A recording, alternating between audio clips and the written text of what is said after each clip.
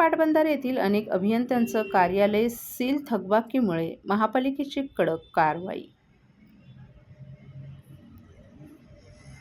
ठाणे महानगरपालिकेनं कळवा येथील पाटबंधारे कार्यालयावर थेट कारवाई करत संबंधित विभागाच्या अभियंत्यांचं कार्यालय सील केले। जलसंपदा विभागातील विविध कार्यालयांकडून लाखोंचा मालमत्ता कर थकबाकी असल्यानं ही कारवाई करण्यात आली आहे। यामध्ये जलसंपदा, मृदू व सर्वेक्षण, घाटघर, जलविद्युत विभाग, पाटबंधारे, जलगुणवत्ता प्रयोगशाळा, जलसंधारण अशा सर्व विभागांचे मिळून तब्बल एकूण 53 लाख रुपयांचा कर थकबाकी असल्याने ही कारवाई महापालिकेनं केली। वारंवार नोटिसा देऊनही प्रतिसाद न मिळाल्यानं अखेर महापालिकेनं कठोर पावलं उचलले, असं यावेळी कळवा प्रभाग समिती सहाय्यक आयुक्त ललिता जाधव यांनी सांगितलं। विशेष म्हणजे सरकारी कार्यालयानेच कर न भरल्यानं प्रशासनाची नाचक्की झाली असून ही कारवाई सध्या ठाण्यात चर्चेचा विषय ठरत आहे। कोणकोणत्या विभागामध्ये कारवाई आज या ठिकाणी केलेली आहे आणि किती रुपयाचा दंड या ठिकाणी नेमका थकबाकीत होता? कळवा प्रभाग समिती अंतर्गत पाटबंधारे विभागातील जलसंपदा विभाग आणि इतर 5 जे डिपार्टमेंट्स आहेत त्यांच्याकडे 54 लाखाची थकबाकी असलेली आहे मालमत्ता कराची। आणि आम्ही गेले 5-7 वर्ष ह्या विभागाला आम्ही जप्ती आणि ह्या सगळ्याच्या नोटिसा देऊनही त्यांनी न भरल्याने आज ही 5ही जे डिपार्टमेंट्स आहेत त्यांना अटकावणी केलेली आहे। कोणकोणत्या याच्यामध्ये डिपार्टमेंट आहे आणि या डिपार्टमेंटचं एक आपलं जलसंपदा विभाग, जलगुणवत्ता प्रयोगशाळाची 2 विभाग आहेत, कार्यकारी अभियंता, जलविज्ञान प्रकल्प विभाग, त्यांची अंदाजे आहे 40,58,000 आहे। त्यानंतर पाटबंधारे विभाग कार्यकारी अभियंता आहे, त्यांची 2,57,000 आहे। त्यानंतर उपमृदू सर्वेक्षण अधिकारी आहे, त्यांची आहे 9,18,000। कार्यकारी अभियंता घाटघर जलविद्युत विभाग आहे, त्यांची आहे 1,15,000 रुपये। आणि जिल्हा जलसंवर्धन अधिकारी त्यांची आहे 55,000। अशा ह्या 6 ते 7 डिपार्टमेंटची आम्ही जी काही थकबाकी आहे ती वसूल करण्यासाठी आज त्यांची जी काही कार्यालय आहेत त्यांना आम्ही अटकावणी केलेली आहे। यापूर्वी त्यांना आम्ही 3 दिवस नोटीस की थकबाकी आहे तुम्ही भरून द्या, त्यानंतर जप्तीचे नोटीस दिलेले आहेत, वॉरंट्स दिलेले आहेत, सगळं देऊनही त्यांनी कुठल्याही प्रकारचा प्रतिसाद न दिल्याने आज त्यांचे कार्यालय आम्ही अटकावणी केलेली आहे। काय वाटतं हे कार्यालय बंद केल्याने काय नेमक्या अडचणी उद्भवू शकतात? त्यांना ते कार्यालय बंद केल्याने त्यांचं कार्य म्हणजे जे काही कार्य चालतं आहे ऑफिसेसचे ते बंद होतं। रेग्युलर जी चालू आहे कार्यालय तिथे त्यांना अडथळा होऊ शकतो आणि त्याचे आमचे पैसे हे वसूल होऊ शकतात मालमत्ता करायचे। कमीत कमी 5 ते 7 वर्षापासून त्यांच्या ह्या थकबाक्या बाकी आहे।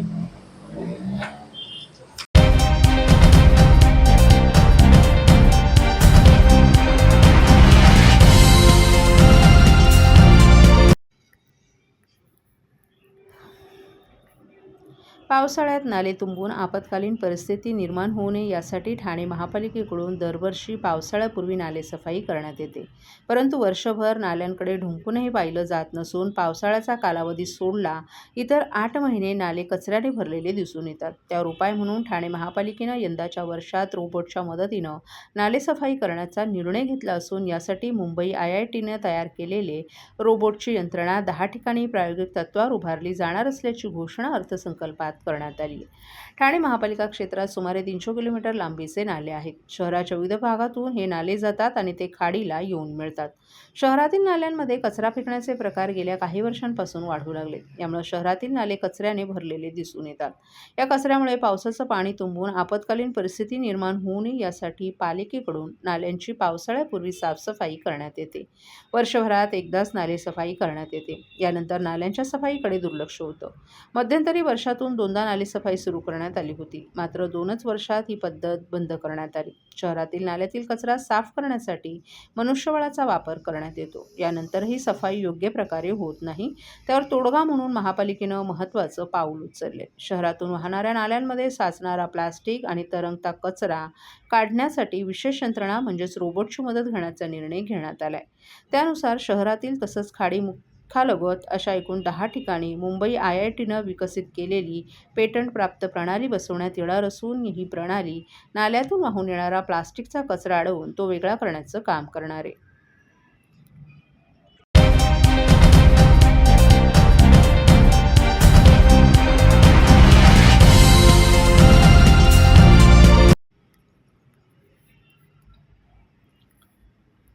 आगामी शुक्रवारी ठाण्यातील काही भागांचा पाणीपुरवठा राहणार 24 तास बंद. ठाणे महानगरपालिका क्षेत्रात MMRDA मार्फत आनंदनगर ते साकेतपर्यंत एलिव्हेटेड रोडच्या कामादरम्यान इंदिरानगर संपाकडे जाणारी 813 मिलीमीटर व्यासाची ऊर्ध्ववाहिनी बाधित होत असल्यानं MMRDAकडून 900 मिलीमीटर व्यासाची जलवाहिनी 2200 मीटरपैकी 520 मीटर अंतरापर्यंत अंथरण्याचं काम पूर्ण झाले. MMRDAनं 520 मीटर अंतरापर्यंत अस्तित्वातील 813 मिलीमीटर व्यासाची जलवाहिनी निकामी करून नव्यानं अंथरण्यात आलेली 900 मिलीमीटर व्यासाची जलवाहिनी कार्यान्वित करण्याकरिता जलवाहिनीच्या जोडकामासाठी पाणीपुरवठा बंद ठेवण्याची मागणी केली आहे. त्यानुसार या कामाकरिता शुक्रवारी 27 मार्च रोजी सकाळी 9 ते रविवारी 28 मार्च रोजी सकाळी 9 वाजेपर्यंत एकूण 24 तास पाणीपुरवठा बंद राहील. या शटडाऊन कालावधीत ठाणे महापालिकेअंतर्गत इंदिरानगर, साठेनगर, आंबेवाडी, डवलेनगर, सावरकरनगर, लोकमान्यनगर, पाडा नंबर 2, 3 आणि 4, चैतीनगर, परेरानगर, झांजेनगर, श्रीनगर, किसननगर, शिवटेकडी, शांतीनगर, कैलासनगर, भटवाडी, वारलीपाडा, रूपादेवीपाडा, रामनगर, सिपी तलाव, येऊर परिसर आदी भागांचा पाणीपुरवठा 24 तासांसाठी पूर्णपणे बंद राहील. पाणीपुरवठा सुरू झाल्यानंतर पुढील 1 ते 2 दिवस कमी दाबानं पाणीपुरवठा होईल याबाबत नागरिकांना अवगत करण्यात येईल. ठाणे महापालिकेमार्फत सदर पाणी कपातीच्या कालावधीत पाणी काटकसरीने वापरून ठाणे महानगरपालिकेस सहकार्य करावं असं आवाहन नागरिकांना करण्यात आले.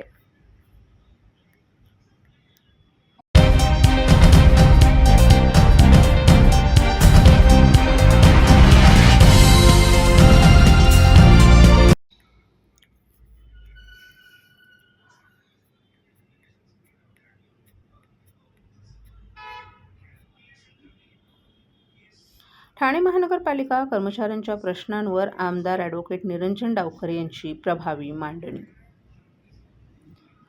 महाराष्ट्र विधान परिषदेत आज म.वि.प. नियम 97 अंतर्गत झालेल्या आपत्कालीन चर्चेदरम्यान कोकण पदवीधर मतदारसंघाचे आमदार ॲडव्होकेट निरंजन डावखरे यांनी ठाणे महानगरपालिकेतील चतुर्थ श्रेणी कर्मचाऱ्यांच्या पदोन्नतीचा प्रश्न तसंच अनुकंपा तत्त्वावरील प्रलंबित नियुक्त्यांचा अत्यंत महत्त्वाचा आणि कर्मचारी हिताशी संबंधित मुद्दा प्रभावीपणे सभागृहात मांडला. चर्चेदरम्यान आमदार ॲडव्होकेट निरंजन डावखरे यांनी शासनाच्या 6 जून 2017च्या अधिसूचनेनुसार चतुर्थ श्रेणी कर्मचाऱ्यांच्या पदोन्नतीसाठी आवश्यक सेवा कालावधी 3 वर्ष असताना ठाणे महानगरपालिकेत तो 5 वर्ष ठेवण्यात आल्यामुळे कर्मचाऱ्यांवर अन्याय होत असल्याचं सांगितलं. नवी मुंबई आणि अकोला महापालिकेच्या धर्तीवर ठाण्यातही हा कालावधी तातडीनं 3 वर्ष करण्यात यावा अशी ठाम मागणीही त्यांनी केली. तसंच शिक्षण मंडळ बरखास्त झाल्यानंतर अनुकंपा तत्त्वावरील अनेक नियुक्त्या प्रलंबित राहिल्या असून संबंधित वारसांना न्याय मिळण्यात विलंब होत असल्याची गंभीर बाब त्यांनी सभागृहाच्या निदर्शनास आणून दिली. काही प्रभावित कुटुंबियांनी तीव्र भूमिका घेण्याचा इशारा दिल्यानं या विषयावर मानवी दृष्टिकोनातून तातडीनं निर्णय घेणं अत्यावश्यक असल्याचंही त्यांनी अधोरेखित केलं. याशिवाय कर्मचाऱ्यांच्या सेवा अटींमध्ये एक समानता राखणं, पदोन्नती प्रक्रियेत पारदर्शकता आणणं आणि महानगरपालिकांमध्ये शासनाच्या धोरणांची एकसारखी अंमलबजावणी होणं गरजेचं असल्याचंही आमदार डावखरे यांनी नमूद केलं. कर्मचारी वर्ग हा स्थानिक स्वराज्य संस्थांच्या कार्याचा कणा असून त्यांच्या न्याय मागण्यांकडे संवेदनशीलतेनं पाहणं ही शासनाची जबाबदारी असल्याचंही त्यांनी स्पष्ट केलं. अनुकंपा तत्त्वावरील नियुक्त्यांबाबत बोलताना मंत्री सामंत यांनी हा अत्यंत संवेदनशील आणि भावनिक विषय असल्याचं नमूद करत शिक्षण मंडळाच्या बरखास्तीनंतर आवश्यक आकृतीबंध आणि संच मान्यता प्रक्रिया तातडीनं पूर्ण करण्याच्या सूचना ठाणे महानगरपालिकेला दिल्या जातील असं सांगितलं. तसंच भविष्यातील भरती प्रक्रियेत संबंधित वारसांचा प्राधान्यानं विचार केला जाईल असंही त्यांनी स्पष्ट केलं. महानगरपालिका कर्मचाऱ्यांच्या सेवा अटींमध्ये न्याय सुधारणा करणं तसंच अनुकंपा तत्त्वावरील नियुक्त्यांमध्ये संवेदनशील आणि मानवी दृष्टिकोनातून निर्णय घेणं आवश्यक असल्याची ठाम भूमिका आमदार निरंजन डावखरे यांनी सभागृहात मांडली.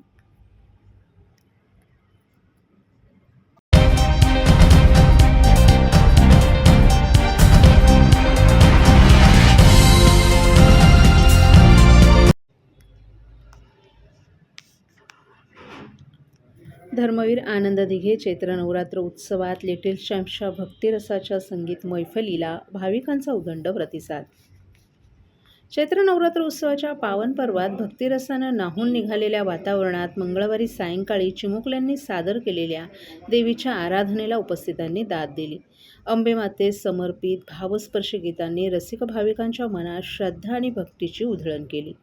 धर्मवीर श्री आनंद दिघे प्रतिष्ठानच्या वतीनं ठाणे पूर्वेतील कोपरी येथील संत तुकाराम महाराज मैदानात सुरू असलेल्या चैत्र नवरात्र उत्सवात 6व्या दिवशी सुरेल गाण्यांची अविस्मरणीय मैफल रंगली होती. दरम्यान शेकडो भाविकांबरोबरच खगोल अभ्यासक, पंचांगकर्ते दाकरू सोमण यांनीही सपत्नीक देवीचं दर्शन घेतलं. राज्याचे उपमुख्यमंत्री एकनाथ शिंदे यांच्या पुढाकारातून आयोजित या भव्य चैत्र नवरात्र उत्सवात सहस्रचंडी हवनात्मक नवकुंडीय महायज्ञ सुरू आहे. या पार्श्वभूमीवर आयोजित सांस्कृतिक कार्यक्रमात विविध प्रादेशिक वाहिन्यांवर गाजत असलेले लिटिल चॅम्प्स अर्थात छोटे उस्ताद यांनी आपल्या जादुई आवाजानं चैत्र नवरात्र उत्सवाला अक्षरशः 4 चांद लावले. पूर्वांग इव्हेंट प्रस्तुत या कार्यक्रमात गायक ओमकार कानिटकर, जुई चव्हाण, गीत बागडे, काव्य भोईर आणि पलाक्ष दीक्षित या बालकलाकारांनी आपल्या सुरेल सादरीकरणानं रसिकांची वाहवा मिळवली. या कार्यक्रमाची सुरुवात भक्तिरसानं झाली. यावेळी युवा कलाकार शुभम यानं आईची महती विशद करणारे प्रभावी मूकनाट्य सादर करून सर्वांचं लक्ष वेधलं. राष्ट्रीय बालगायक पुरस्कार विजेती त्रिशा ठोसर हिने शिवगर्जना सादर करत उत्साह वाढवला. तर लाडकी बालसिनी अभिनेत्री मायरा वायकुळ हिने देखील प्रेक्षकांशी संवाद साधत आपल्या चुणचुणीत स्वभावाचा प्रत्यय घडवला. भक्तिरसापासून चित्रपट गीतांपर्यंत विविध रंगांची उधळण या कार्यक्रमातून अनुभवायला मिळाली. खेळताना रंगबाई होळीचा यांसारख्या गाण्यांनी तसंच पोतराज आलाया भेटीला आणि अंबेमातेच्या गीतांवरील सागर संगीत थरारक सादरीकरणानं प्रेक्षकांचा उत्साह शिगेला पोहोचवला. मध्यंतरात कथ्थक गुरू अपूर्वा निकम, राजश्री ठाकूर आणि राजेश्वरी पमनानी या स्थानिक कलाकारांनी सादर केलेल्या कथ्थक नृत्याविष्कारानं कार्यक्रमाला शास्त्रीयतेची जोड दिली. कार्यक्रमाचं बहारदार निवेदन प्रफुल्ल आचरेकर यांनी प्रभावी शैलीत केलं. या कार्यक्रमास अभिनेते मंगेश देसाई, माजी महापौर मीनाक्षी शिंदे, जयप्रकाश कोटवानी, प्रमोद बनसोडे तसंच शिवसेनेचे इतर पदाधिकारी, नगरसेवक आणि भाविकही मोठ्या संख्येनं उपस्थित होते. चिमुकल्यांच्या भारदस्त आवाजातील गीतं आणि नृत्याविष्कारानं भक्ती, संस्कृती आणि मनोरंजन यांचा सुंदर संगम घडवला. देवीच्या आराधनेत रंगलेल्या सुरेल सायंकाळी चैत्र नवरात्र उत्सवाचा जल्लोषही द्विगुणित झाला.